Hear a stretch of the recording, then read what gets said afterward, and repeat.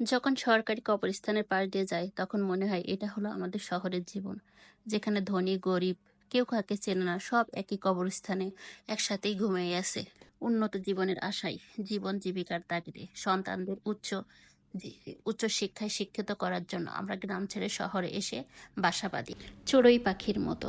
Hi everyone, আসসালামু আলাইকুম। কেমন আছেন সবাই? আজ নতুন আরেকটি ব্লগ নিয়ে চলে এসেছি। কিছুদিন যাবৎ অনলাইনে ঢুকলে একটা কথাই বারবার চোখে পড়তেছে, গ্রামের জীবন ভালো না শহরের জীবন ভালো। গ্রামে 100 বিঘা জমি থাকলেও সেটা বিক্রি করে আপনি শহরে এক টুকরো জমি কিনে সেখানে একটি বাড়ি করুন, ছেলে মেয়েদের মানুষ করুন। ছেলে মেয়েদের মানুষ করা এইটুকু ঠিক আছে, কিন্তু তারপর বৃদ্ধ বয়সে বাবা মাদের কি অবস্থা হয়? বৃদ্ধাশ্রমগুলো তো শহরেই গড়ে উঠেছে, গ্রামে নয়। গ্রামে যদি আপনার এমন একটা বাগান বাড়ি থাকে, আপনার মন এমনিতেই ভালো হয়ে যাবে। আশেপাশের লোককে আপনি পাবেন, কাজের জন্য কাউকে ডাকলে পাবেন। শহরের বাড়িতে আপনি একা অসুস্থ হয়ে পড়ে থাকবেন, এক গ্লাস পানি ঢেলে দেওয়ারও একজন মানুষ আপনি খুঁজে পাবেন না।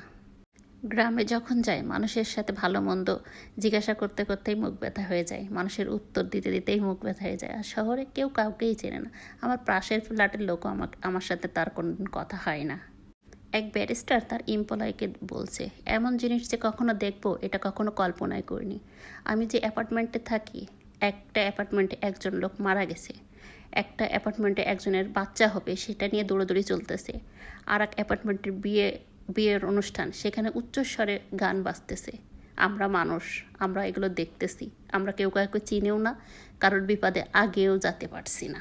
গ্রামে যদি একজন নিঃসন্তানকেও মারা যায় তাহলে তার প্রতিবেশীরা এসে তার দাফন কাফনের ব্যবস্থা করে, এমনকি তাদের 3 দিন সেই বাড়ির খাবারের ব্যবস্থাও করে। আর শহরে কেউ টেরও পায় না, যখন মরে পচে গন্ধ ছটায় তখন 999 আশেপাশের লোকজন ফোন দেয় যে এই বাসায় মনে হয় কেউ মারা যেতে পারে।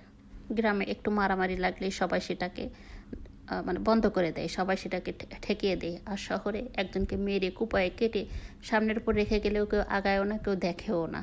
এটা হলো শহরের জীবন। গ্রামের একটা বিয়ে বাড়িতে যেয়ে দেখেন কেমন আনন্দ করে, হলুদের অনুষ্ঠানটা তারা কিভাবে উদযাপন করে। আমার ছেলে তখন ছোট, আমি ওকে নিয়ে ঢাকায় গেছি। ওর আব্বু তখন প্রথম চাকরি করে আর কি ঢাকাতে।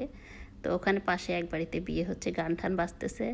তো ও আমাকে বলতেছে যে মা হচ্ছে বউ দেখতে যাবা না? মানে গ্রামে তো একজন বিয়ে হলে বউ আসলে সবাই দেখতে যায়, শহরে তো আর সেটা হয় না। আমি বললাম, বাবা রে, এটা গ্রাম না, এটা শহর, এখানে কেউ কারোর বাড়িতে যায় না। এই তো সেই ছেলে পুকুরে যে মাছ ধরে নিয়ে আসছে তারা দেখতেছিল, আর একজন পুকুর পাড় দিয়ে হাঁটাহাঁটি করতেছে, রাস্তার উপরে ছাগল দেখে এগিয়ে যাচ্ছে। তার ছাগল ঠাগল দেখলে তাবিয়া সেই খুশি।